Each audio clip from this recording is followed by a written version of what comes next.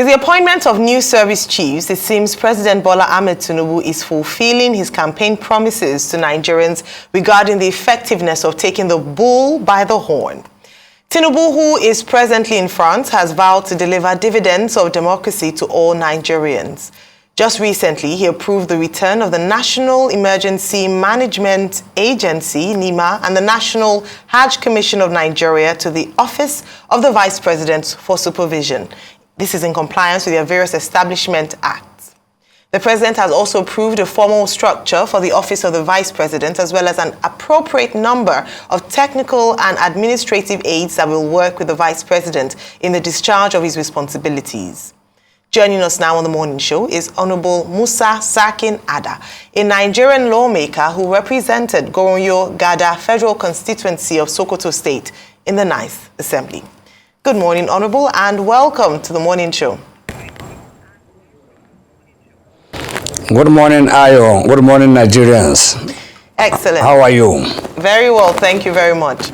Now, the last time you were here, you had shared optimism about the President Tinubu administration, saying that you believed he was going to deliver and perform on his campaign promises. Now, since then, he has made some significant appointments. We have had the appointment of the sacking of the old service chiefs and appointment of new service chiefs. We also have, obviously, the appointment of some special advisors and his spokesperson. And he signed in some acts, the policy. He's also made policy announcements. What's your evaluation of the President Tinubu administration? Just a little shy under 1 month. And what's your take? What's your assessment so far of his announcements, decisions, appointments? Thank you for reminding me that in my last discussion with you, I shared optimism. As I've told you, I'm always an optimist and somebody who believes in whatever I choose to follow. From the beginning, when President Bola Ahmed Tinubu declared his interest to aspire for the presidency of this country, those of us that rallied behind him at that time, when it was Tinubu supporting group, before it was muted into Planning and Strategic Committee, and before he became the candidate of the All Progressive Progressive Party, the APC, the party that I belong to. I had known him for some time and I have followed his footsteps. Like I always said here, most of my analysis, that when he was the governor of Lagos State, I was working with Nigerian Port Authority then, and I knew how Lagos was before he came, and I know what Lagos became after he became the governor. Despite whatever those against him were saying, all this and that, it has passed and it has gone. Now I'm glad that he has vindicating me, vindicating all those that have rallied behind him, and vindicating even the doubting Thomases. And all I would say is may God continue to give him good health, strengthen him, and give him more courage to continue servicing this country in the right way he has started. Having said this all, leadership is about courage, and that's what he's exhibited right from the day he was sworn in at the Eagle Square. He made a major pronouncement about the fuel subsidy. That is enough, because that has brought in renewed hope in the Nigerian society. It has come and it has stayed, and it has gone already.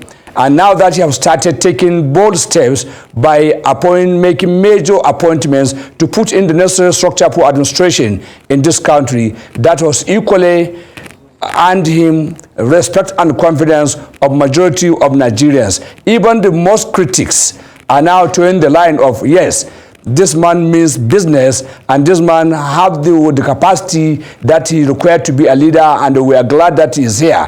All I will continue to say is, let all Nigerians continue to give him such confidence and support so that he will drive this country to the destination he has promised during his campaign time, and now that has started showing.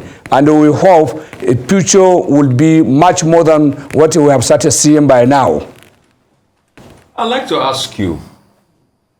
Are you with me? Yes, I'm with you. Yes, Mr. Rupai. Yes, I'd like to ask you. Nigerians are in pain as a result of fuel subsidy removal. We'll talk about that in my next line of questioning. But the story about your former colleagues in the National Assembly taking about 23 billion in allowances. We are hearing furniture allowance of 6 million and the likes. When Nigeria is suffering, do you think this is fair? They're taking all sorts of allowances. Shouldn't all of that be done away with because Nigerians are suffering already?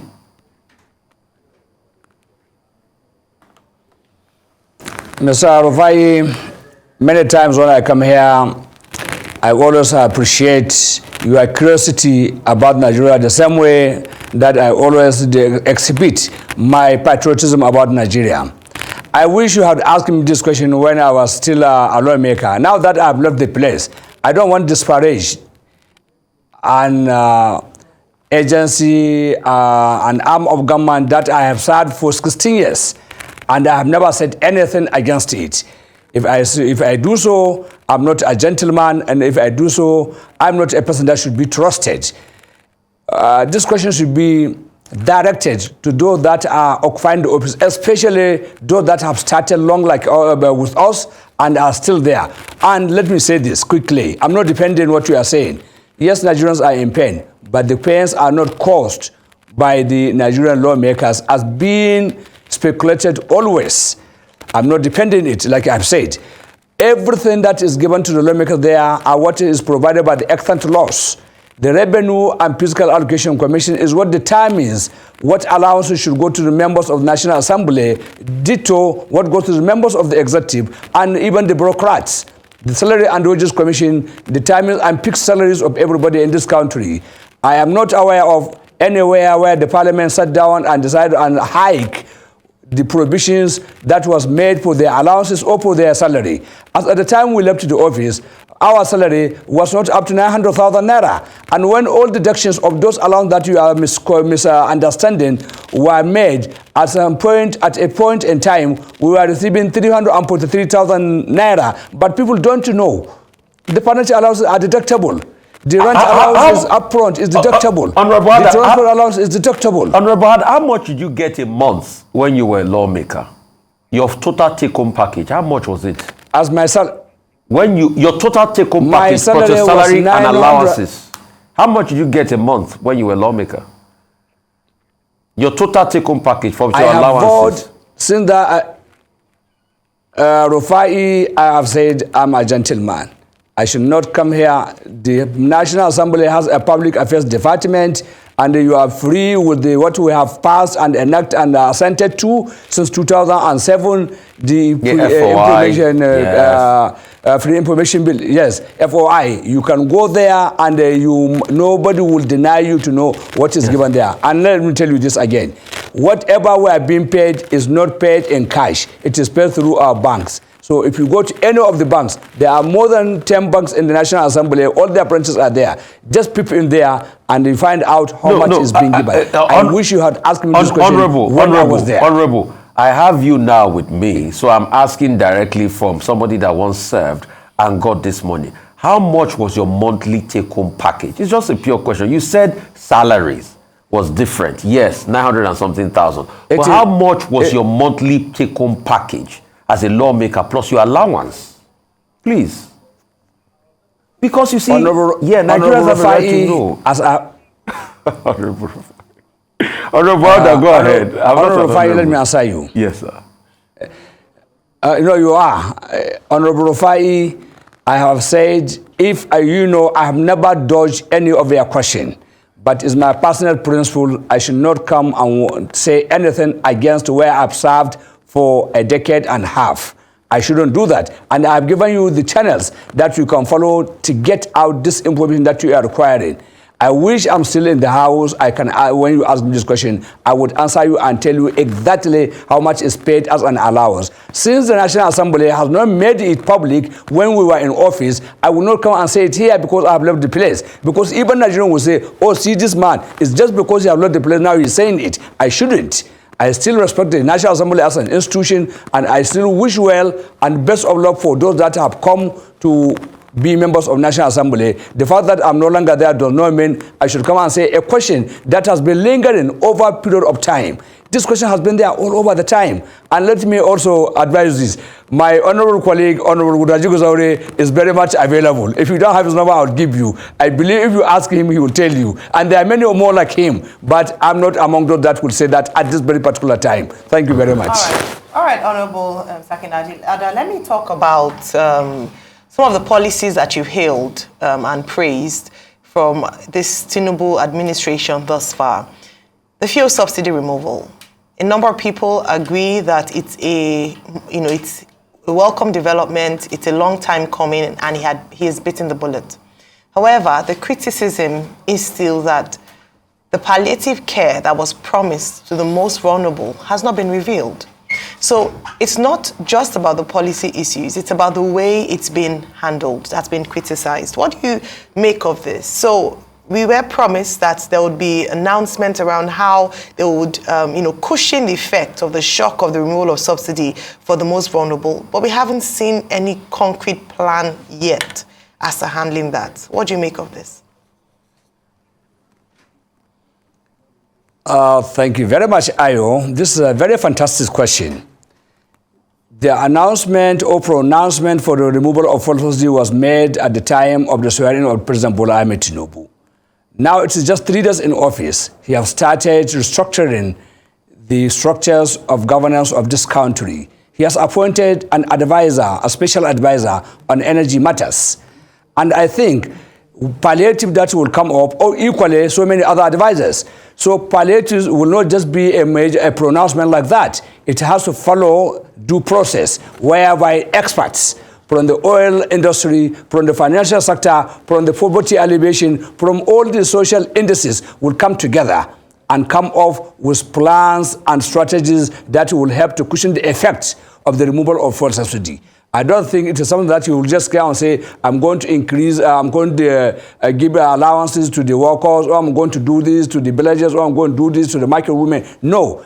A concerted arrangement must be put in place. It will be brought back to his, submitted to him. He will consider it. Maybe by then he has constituted his cabinet. As you can see him, the speed at which is going on, I don't think, and I believe in the next couple of weeks we may have our ministers and all the management of the major agencies will be put in place. And by that, Nigeria has started going to where it is going to reach. And I think this should be commendable. We should allow him to work with the team that he has selected so far. And we have seen the quality of people he has brought in as his advisors. All of those that he has appointed as advisors, as of now, at about 12 of them, everybody has been put in a place that he can contribute meaningfully and for the advancement and development of this country.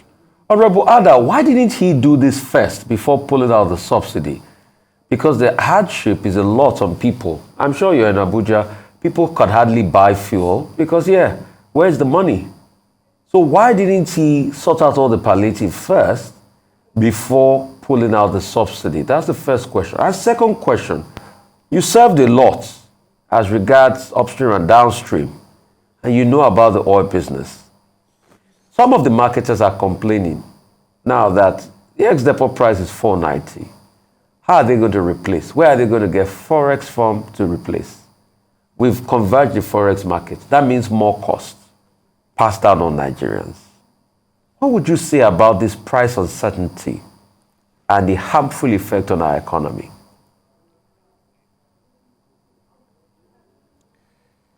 Are you done? C'est fini. Now, Rufai, Nigeria is a very complex and difficult society, and we are very good and charitable people.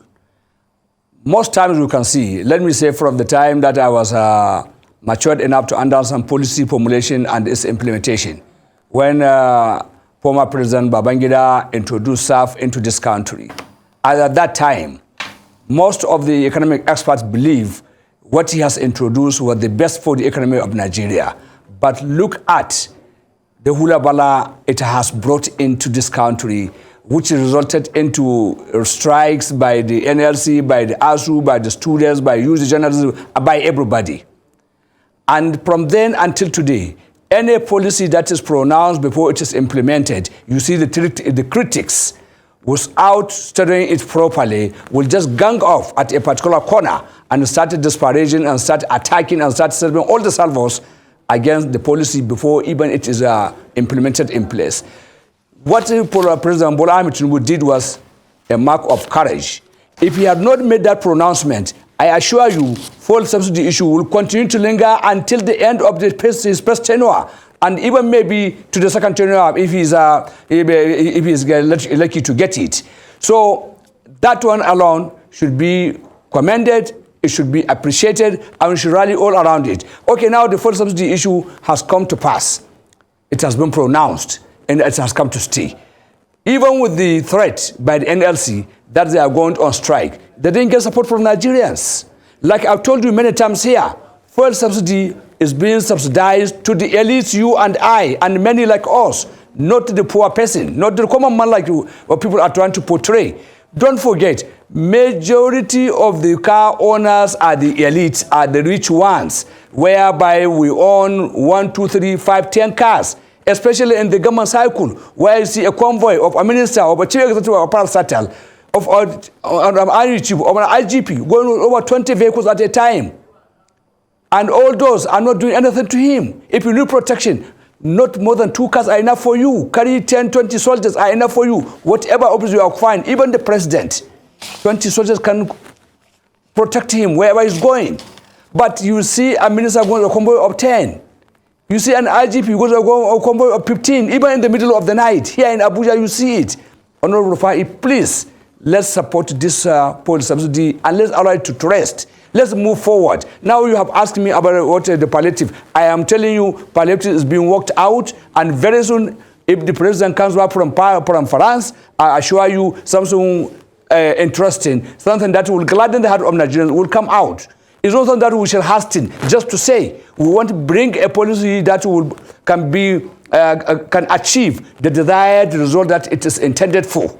Not just to make a pronouncement. Pronouncement of removal is different from making a program of action plan that will cushion the effect of that has happened.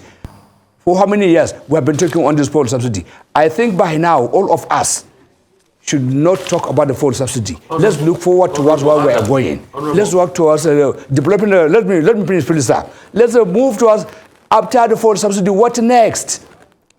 Are we going to get industrialized? Are we going to get employment? Is our economic industry going to rise high? This is what we should focus about.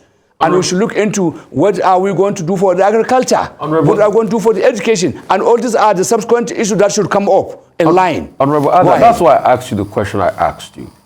What should the marketers do?